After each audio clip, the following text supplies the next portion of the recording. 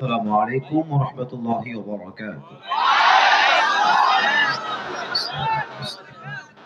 إن الحمد لله نحمده ونستعينه ونستغفره ونؤمن به ونتوكل عليه ونعوذ بالله من شرور أنفسنا ومن سيئات أعمالنا من يهده الله فلا مضل له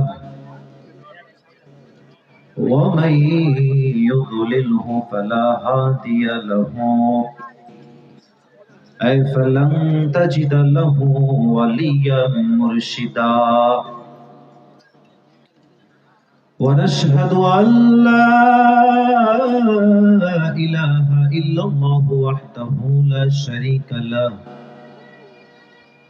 هو الذي لا ضد له ولا ند له لا مثل له ولا مثيل له ولا كفيل له لا شبه له ولا شبيه له ولا ولد له ولا والد له وهو الواحد الفرد الصمد لم يلد ولم يولد ولم يكن له كفوا أحد ونشهد أن سيدنا ونبينا وحبيبنا وحبيب ربنا وطبيبنا وطبيب أرواحنا محمدا عبد الله ورسوله أرسله بالحق بشيرا ونذيرا وداعيا إلى الله بإذنه وسراجا وقمرا منيرا أما بعد فأعوذ بالله من الشيطان الرجيم بسم الله الرحمن الرحيم فإن مع العسر يسرا إن مع العسر يسرا وقال تعالى في كلامه المجيد يا أيها الذين آمنوا استعينوا بالصبر والصلاة إن الله مع الصابرين وقال تعالى في كلامه المجيد يا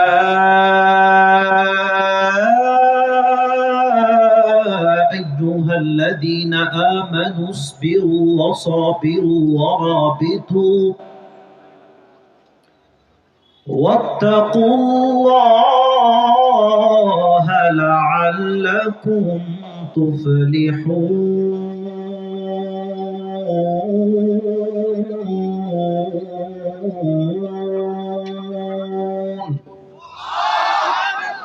وقال تعالى في كلامه المجيد ومن يتوكل على الله فهو حسبه وقال رسول الله صلى الله عليه وسلم تركت فيكم أمرين لن تضلوا ما تمسكتم بهما كتاب الله وسنة رسوله أو كما قال عليه الصلاة والسلام إن الله وملائكته يصلون على النبي يا أيها الذين آمنوا صلوا عليه وسلموا تسليما اللهم صل على محمد وعلى آل محمد كما صليت على إبراهيم وعلى آل إبراهيم إنك حميد مجيد আমার গাজীপুরে চৌরাস্তার ভাইরা কেমন আছেন আপনারা সবাই? আলহামদুলিল্লাহ, আল্লাহ শুকরিয়া যে আল্লাহ তাআলা আমাকে অনেক ভালো রেখেছেন। আপনার বামে বক্সে সাউন্ড আছে, ডানে বক্সে কোনো সাউন্ড পাচ্ছি না, কেন? আটকায় ফেলেছে? সোনামণি একটু সাইডে যাও, ওটা সাইড করতে হবে। আপনি ওইটা অন করেন, অন করা আছে তো ওখানে কাউকে পাঠিয়ে ওটাকে ফিক্স করার ট্রাই করেন প্লিজ কাইন্ডলি। দুই পাশে সাউন্ড বরাবর দেওয়া হলে যুবকদের কথা বুঝতে সমস্যা হবে। আমাদের আজকে এই প্রোগ্রাম চান্দনা উত্তরপাড়া যুব সমাজের উদ্যোগে আয়োজিত শহীদ রওশন আলী স্মরণ। আমাদের আজকে এই প্রোগ্রামে প্রধান অতিথি আছেন আলহাজ মোহাম্মদ আলাউদ্দিন চৌধুরী। আমি ওনার জন্য দোয়া করে দিই, আল্লাহ তাআলা ওনাকে ইসলামের খাদেম হিসেবে কবুল এবং মঞ্জুর করুক। পড়েন সবাই দিল থেকে জবান খুলে আমিন। যেহেতু সবার পরিচয় দেওয়া হয়েছে, সবার নাম বলা হয়েছে, সবাই বক্তব্য দিয়েছেন, তাই আমি আহামরি লম্বা করছি না, টাইম ইজ টু শর্ট। আমাদের আজকে এই প্রোগ্রামের সভাপতি আছেন আলহাজ মোহাম্মদ মিজানুর রহমান মন্ডল স্যার, কথা বললেন। উনি একজন পুলিশ কর্মকর্তা। আল্লাহ তাআলা স্যারকে জনগণের খেদমত তার সন্তুষ্টির জন্য করার তৌফিক দান করুক। পড়েন সবাই আমিন। উদ্বোধক রয়েছেন জনাব আলহাজ সুরুজ আহমদ। যারাই রয়েছেন বিশেষ মেহমান হিসেবে অনেকের নাম দেখতে পাচ্ছি। It's really hard to mention all the name, যদিও এটা পড়া সম্ভব নয়। আমি জাস্ট এক বাক্যে সবার জন্য দোয়া করে দেই। অ্যারেঞ্জমেন্ট কমিটি এন্ড যারা চিফ গেস্ট আছেন, বিশেষ অতিথি আছেন, সবাইকে যেন আল্লাহ তাআলা ইসলামের খাদেম ওমর ফারুক রাদিয়াল্লাহু তাআলা আনহুর মতো কবুল এবং মঞ্জুর করে নিক। পড়েন সবাই আমিন। আমি যা দেখতে পাচ্ছি আজকের এই মাহফিলে ডানে এবং আমার সামনে যত মানুষ আজকের মাহফিলে এসেছেন, যদি আমার ভুল না হয় সবাই আপনারা নিজেরাই একবার তাকায় দেখেন পুরো মাহফিলটা। Try to observe this situation, একটু দেখেন সবাই। আচ্ছা, ওরে বাবা উঠে গেছে, এদিকে এদিকে যতজন আজকের এই মাহফিলে এসেছেন অ্যাজ এ অডিয়েন্স, শ্রোতা হিসেবে আমার বিশ্বাস যত শ্রোতা এসেছে তার 90% বেশি কলিজার টুকরা যুবক ভাইয়ের আজকের মাহফিলে এসেছে। ইসলামের বিজয় যে সুনিশ্চিত, এটার ভিক্টরি যে কনফার্ম, এটাকে রুখে দেওয়ার সাধ্য যে কারো নাই, আজকে গাজীপুরের মাটিতে যুবকদের উপস্থিতি এটাই প্রমাণ করছে। যুবক ভাইরা, আল্লাহ প্রত্যেকটা যুবককে নেক হায়াত দান করুক। পড়েন সবাই আমিন। তবে শুরুতে কিছু কথা বলবো, এটা না বললে হবে না। এখানে আমার বামে যারা আছেন, they are very honorable person, they are very respected person, we all respect them too much. আমরা সবাই তাদেরকে সম্মান করি, সম্মান করি না যুবক ভাইরা? অবশ্যই আমরা সম্মান করি। সবাই আমাদের এখানে মান্যগণ্য ব্যক্তি এবং তারা সবাই অসাধারণ পার্সোনালিটি বিলং করেন বলে আমি বিশ্বাস রাখি। তবে মাহফিল কমিটি, অ্যারেঞ্জমেন্ট কমিটি এবং সবাইকে আমি বলবো, মাহফিলের সিস্টেম হবে, এটা আমি আদবের সাথে বলছি। কারোর প্রতি আমার কোনো রাগ নেই, ঢাক নেই, কোনো প্রকার ক্ষোভ নেই। গাজীপুর ঢাকার মধ্যে পড়ে। ঢাকা হচ্ছে বাংলাদেশের রাজধানী, father of all the father's, brand of all the brand, তাই না? ঢাকার সাথে কোনো কম্পেয়ার করা যাবে না। তো আপনারা সবাই শিক্ষিত মানুষ, খুবই আপনারা মার্জিত মানুষ। প্রধান আলোচক আসার পরে তাকে বসিয়ে রেখে 40 মিনিট সময় নেওয়া, এটা কোনো ভদ্রতার মধ্যে পড়ে না। আমি সম্মান রেখে বলছি, কাউকে আমার অসম্মান করছি না। ওয়াল্লাহি, আল্লাহর কসম, এটা আল্লাহকে সাক্ষী রেখে বললাম। কেন বললাম এইটা? যেহেতু এটা আজকে মিস্টেক হয়ে গেছে, নেক্সট বছর মাহফিল হবে, এই মিস্টেকটা নেক্সট টাইম আর রিপিট হবে না। আমি আবারও বলছি, আমি সম্মান রেখে বলছি। এর কারণ হলো, প্রধান আলোচক যখন 40 মিনিট বসে থাকে আর মানুষ অন্য কথা শোনে, তখন তাফসীর শোনার যে মনোমাইন্ড থাকে, একটা চিন্তা থাকে, যে অ্যাক্টিভিটি থাকে ওইটা ওই 40 মিনিটে নষ্ট হয়ে যায়। আর আমি আমার পুরো জীবনে যত মাহফিল করেছি আমি 40 মিনিট কোথাও বসেছিলাম এটা আমার কখনো মনে পড়ছে না আজীবনে। তো স্যারদেরকে বলবো স্যারদের কোনো ভুল নাই, অ্যারেঞ্জমেন্ট কমিটির সিস্টেমে ভুল হয়েছে। আমি আসার পূর্বে বক্তব্যটা শুরু হলে আমি এসে 10 মিনিট বসতাম, তাহলে একটা মার্জিত ভাবটা থাকতো। 40 মিনিট বসিয়ে রাখার জন্য আমি নিজে বিরক্ত বোধ করেছি, তবে যুবকদের জন্য আমি সবকিছু স্যাক্রিফাইস করতে প্রস্তুত আছি ইনশাআল্লাহ। তো আমি সবার কাছে আবদার রাখবো, আমি আবারও স্যারদেরকে বলছি, স্যারদের প্রতি আমার ন্যূনতম কোনো ক্ষোভ নেই, কোনো প্রকার আমার কোনো বিদ্বেষ নেই। আল্লাহ প্রত্যেকটা আমাদের মান্যগণ্য ব্যক্তিকে জনগণের খাদেম হিসেবে কবুল এবং মঞ্জুর করুক। পড়েন সবাই আমিন। আচ্ছা, আমি যে কথাটা বললাম, আমাকে হুজুর হিসেবে দেখা বাদ দিয়ে দেশের নাগরিক হিসেবে দেখেন।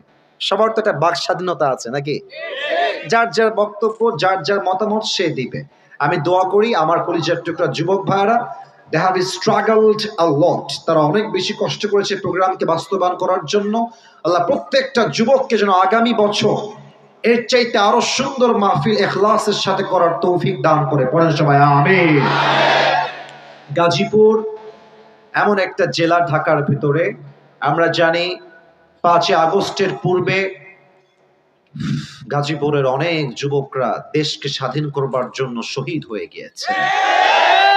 এবং আপনারা দেখবেন সময় টিভি, যত টিভি আছে, যত নিউজ চ্যানেল আছে, গাজীপুরে মানুষকে যেভাবে হত্যা করা হয়েছে, খুব বড় মর্মান্তিক কথা এটা, বড় মর্মান্তিক কথা এটা।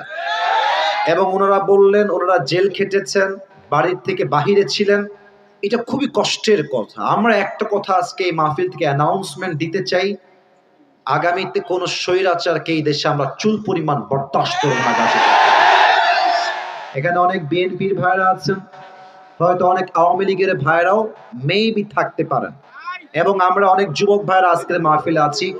কথা হবে না, আমি কথা বলি, লেট মি টক। আমি বলছি, আমি একজন দেশের সিটিজেন হিসেবে, নাগরিক হিসেবে আজ 2টা দাবির কথা বলবো, অ্যান্ড দেন আমি আমার সেন্ট্রাল থিম বা সাবজেক্ট ম্যাটারে ফিরে যাওয়ার সর্বোচ্চ চেষ্টা করব। দেখেন, লুক অ্যাট মাই 2 ফিঙ্গার্স। আজকে আমার আগামীর নির্বাচন নিয়ে 2টা দাবি আছে। বলেন সবাই, কয়টা? 2টা।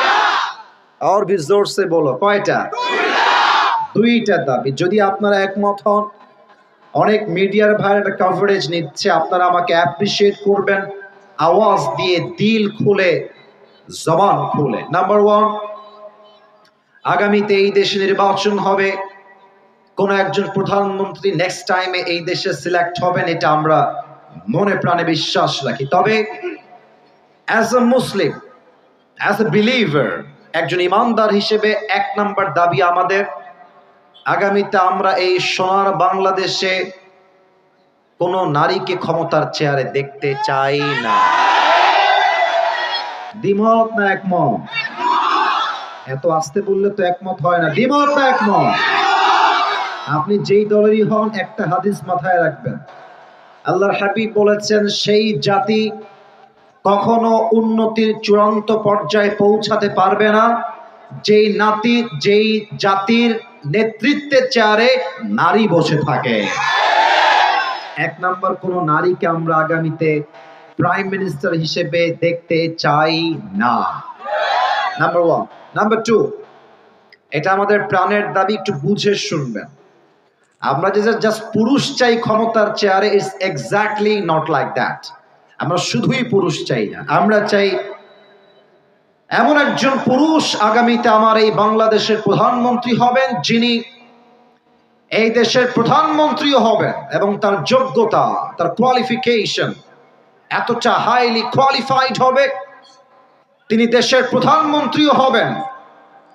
At the same time, তিনি চাইলে জাতীয় মসজিদ বাইতুল মুকাররমে দাঁড়িয়ে জুমার খুতবা দেওয়ার যোগ্যতাও রাখবেন। এমন নেতা, let me talk, please, don't shout, let me talk. আমরা এমন নেতা আগামীতে চাই কি চাই না? এবার আমাকে মূল কথায় ফিরে এসে উত্তর দেন।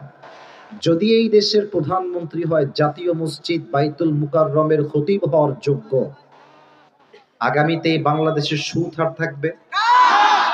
এই গাজীপুরের ভাইয়েরা জোরে বলেন, গাজীপুরের ভাইরা সুদ থাকবে, ঘুষ থাকবে, চাঁদাবাজি থাকবে, টেন্ডারবাজি থাকবে, ডাকাতি থাকবে, ধর্ষণ থাকবে, পুরো দেশটাই সোনার বাংলাদেশ হয়ে যাবে। এখন আর কোনো ভয় নাই। আগে আমরা হক কথা বললে বলতো যে জামাতিও বলতো, রাজাকারও বলতো, জঙ্গিবাদ বলতো, মৌলবাদ বলতো। একটা কথা মনে পড়ে গেল, আপনারা সবাই শহীদ আল্লামা দেলোয়ার হোসেন সাইদি হুজুরের নাম শুনেছেন না? আল্লাহু আকবার। আল্লাহ ওনাকে জান্নাতের উঁচু মাকাম নসিব করে পড়েন সবাই। গাজীপুরের মানুষ আসলে অ্যাক্টিভ। আর যে আমিনের সাউন্ড পাচ্ছি আর ঠিক বেঠিকের সাউন্ড পাচ্ছি, এটা ফার্স্ট স্টেপেই প্রমাণ হয়ে গেছে গাজীপুরের সন্তান কেউ কাপুরুষের সন্তান নয়, সব বীর পুরুষের সন্তান। শহীদ আল্লামা দেলোয়ার হোসেন সাইদি হুজুর বলতেন, যারা আমাদেরকে মৌলবাদী বলে গালি দাও, আমরা মোটেও রাগ করি না। কেন রাগ করি না? মৌল আসছে মূল থেকে। মূল মানে হলো কোরআন, মূল মানে হাদিস, মূল মানে হচ্ছে আল্লাহ তাআলা, মূল মানে হচ্ছে হিজ লাস্ট মেসেঞ্জার মুহাম্মদ সাল্লাল্লাহু আলাইহি ওয়াসাল্লাম। তো যারা তোমরা আমাদেরকে মৌলবাদী বলে গালি দাও, আমরা হলাম মূলবাদী, তোমরা সব আগাবাদী। এবার বলেন তো, গাছের আগায় শক্তি বেশি না গোড়ায় শক্তি বেশি? উনি বলতেন, তোমরা থাকো গাছের আগায়, বাড়াবাড়ি বেশি কইরো না সোনামণিদা, হ্যাঁ, জুলুমের রাজনীতি কইরো না, আলেমদেরকে ধরে জেলখানায় বন্দী করো না। যদি বেশি বাড়াবাড়ি করো, সময় আসবে এমন 16 কোটি মানুষ গাছের গোড়ায় একটা ঝাঁকুনি দিবে, মামুর বাড়ি দিল্লি গিয়ে পড়বা, দিল্লি গিয়েই তারা পড়েছে। অতএব স্পষ্ট ভাষায় আমার আজকে মাহফিলে পয়গাম, স্পষ্ট মেসেজ সবার জন্য। যদি আগামীতে আমার এই বাংলাদেশের ক্ষমতার চেয়ারে কোন স্বৈরাচার বসতে চায়, সেই স্বৈরাচারকে আবার পতন ঘটাবার জন্য এই গাজীপুরের মাটির থেকে একটা শহীদ আবু সাইদ নয়, দুইটা শহীদ আবু সাইদ নয়, হাজার হাজার শহীদ আবু সাইদ মাথায় কাপড়ের কাপড় বেঁধে বুকের তাজা রক্ত দিয়ে শহীদ হওয়ার জন্য আল্লাহর রাস্তায় জিহাদ করতে বাধ্য হবে। কারা কারা যদি হাত তুলে আল্লাহকে দেখায় দাও।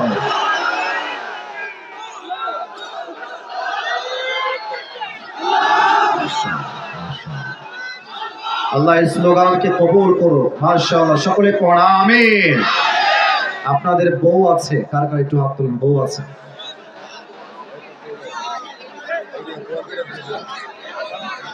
বউ আছে, আচ্ছা, হাত নামান, হাত নামান। শীতকালে খুব মজায় আছেন আপনারা, আমি বুঝতেছি। এবার যাদের বউ নাই, খুবই কষ্টে আছে, তারা একটু হাত। আমি কি ভুল দেখছি নাকি? কারো বউ নাই? ইন্না লিল্লাহি ওয়া ইন্না ইলাইহি রাজিউন। হাত নামান, হাত নামান। আহা, খুবই কষ্টের বিষয় যুবক ভাইয়ের। আমি মাঝে মাঝে আমার মাহফিলগুলোতে মজা করেই বলি, যার বউ নাই তার কিছু নাই, নাই নাই কিছু নাই। আর আমি আমার বাবাদেরকে বলবো, আব্বা জান, আপনার ছেলের চরিত্র কম্বল দিয়ে রক্ষা করা যাবে না। আপনার ছেলের চরিত্র ল্যাব দিয়ে রক্ষা করা যাবে না। যুবকদের চরিত্র রক্ষা করতে একমাত্র চরিত্রবান যুবকের বইয়ের দরকার। আল্লাহ আব্বাজানদের বোঝে না, বোঝে না। আল্লাহ আব্বাজানদেরকে বোঝার তৌফিক দান করে পড়ে সবাই আমিন। আচ্ছা, সবাই বিয়ের পক্ষে না বিপক্ষে? আমার বিশ্বাস অল্প বয়সে বিয়ে হয়ে গেলে এই দেশে জেনার সংখ্যা কমবে, বিয়ের সংখ্যা বেড়ে যাবে। আল্লাহ আব্বাজানদেরকে বোঝার তৌফিক দান করে পড়া আমিন।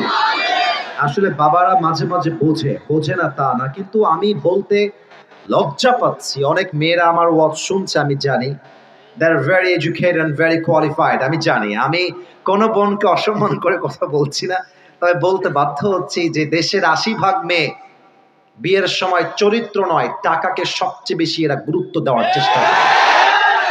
এবং আমি ঢাকা শহরের কথা কি বলবো, টাকা পাইলে কিছু মেয়েরা টাকলার সঙ্গ বিয়ের পিড়িতে বসে যায়।